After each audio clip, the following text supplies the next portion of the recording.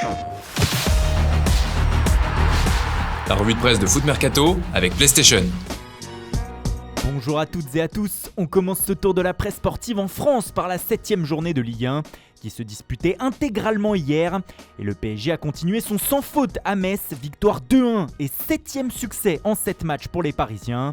Mais ce fut dur hier soir en Lorraine pour les hommes de Mauricio Pochettino qui ne se sont imposés qu'à la 95e minute sur un exploit de leur défenseur buteur Achraf Hakimi, auteur d'un doublé. Cela valait bien la une de l'équipe pour le Marocain. Une défaite cruelle pour le FC Metz, comme le relate le Républicain Lorrain ce jeudi. Les Messins sont toujours derniers du championnat. Dans le même temps, l'Olympique de Marseille a été freiné à Angers 0-0. Mais ce qui a retenu l'attention hier, ce sont les nouveaux débordements des supporters à la fin de la rencontre. Une haine qui commence à devenir ordinaire malheureusement pour l'équipe. Des bagarres ont eu lieu sur la pelouse entre les supporters des deux camps. Pitoyable. Pour revenir au foot, Lyon s'est imposé hier 3-1 contre 3 et se relance dans cette Ligue 1 comme l'écrit le Progrès. Ça va mieux aussi pour Monaco qui a donné une leçon de réalisme à l'AS Saint-Etienne pour Monaco Matin. Victoire 3-1. Même score pour Nantes contre Brest et un FCN d'attaque pour Presse Océan. Petite surprise aussi avec le succès de Strasbourg à Lens 1-0. Une belle affaire pour le Racing selon les DNA. Enfin, pour être complet, tous les résultats sont à gauche de la une de l'équipe. Rennes-Clermont 6-0, Lille-Reims 2-1, Montpellier-Bordeaux 3 partout et Lorient-Nice 1-0. En Angleterre, c'était soir de 3e tour de Carabao Cup, l'équivalent de la Coupe de la Ligue. Et surprise avec l'élimination de Manchester United ce mercredi. Les Red Devils sont tombés dans l'horreur selon le Manchester Evening News en étant battus 1-0 à Old Trafford par West Ham. Ça fait déjà un premier trophée qui s'envole pour les hommes d'Ole Gunnar Solskjaer cette saison. Dans les autres résultats, comme le rapporte le Daily Mirror, Arsenal s'est baladé contre Wimbledon 3-0. Chelsea a galéré contre Aston Villa, 1-1 victoire au tir au but. Leicester a gagné à Millwall 2-0. Et Tottenham est allé arracher sa qualif sur la pelouse de Wolverhampton au tir au but après un nul 2-2. Direction l'Italie désormais avec la suite de la 5e journée de Serie A hier. Et tout va toujours bien pour l'AC Milan qui a rejoint l'Inter en tête avec 13 points ce mercredi soir. Après un nouveau succès contre Venezia 2-0. Les grands bonhommes de la soirée ont été Brahim Diaz, auteur d'un but, et Théo Hernandez avec une passe décisive et un but hier. Cela valait bien un câlin du diable pour la Gazzetta dello Sport. Plus tôt dans la soirée, la Juventus avait enfin décroché sa première victoire de la saison sur la pelouse de la Spezia 3-2. Mais que ce fut dur pour les Turinois qui sont moqués par le Corriere dello Sport ce jeudi. La Juve pour le maintien, écrit le média.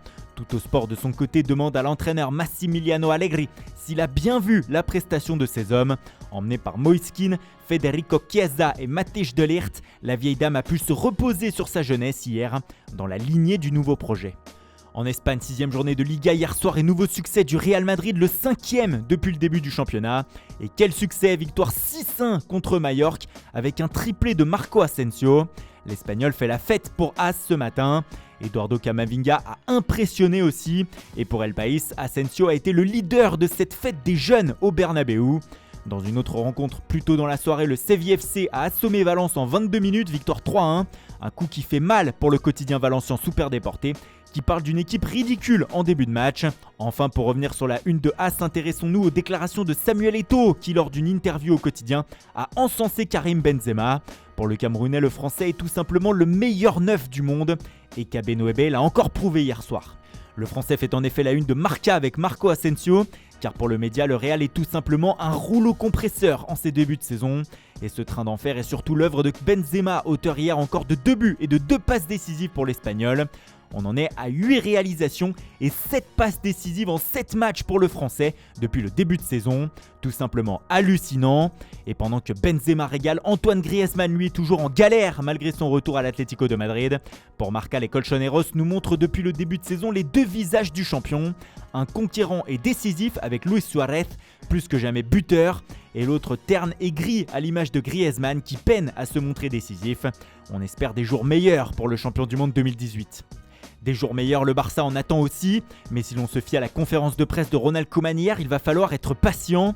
Hier, le Néerlandais a expédié la traditionnelle conf d'avant-match en 3 minutes et en ne répondant à aucune question des journalistes. Il a seulement lu une déclaration sur un papier.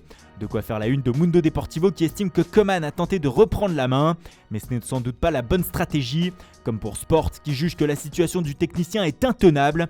En refusant de parler à la presse, Koeman s'est peut-être mis les médias à dos. Pour les Sportius, il a joué son ultime carte, surtout si son équipe n'arrive pas à battre Cadiz ce soir en Liga. Grosse pression sur le Barça. Voilà, c'est tout pour ce matin. Merci pour votre fidélité, bonne journée à tous. Et à tout à l'heure pour le JT Foot Mercato avec Antoine Graland.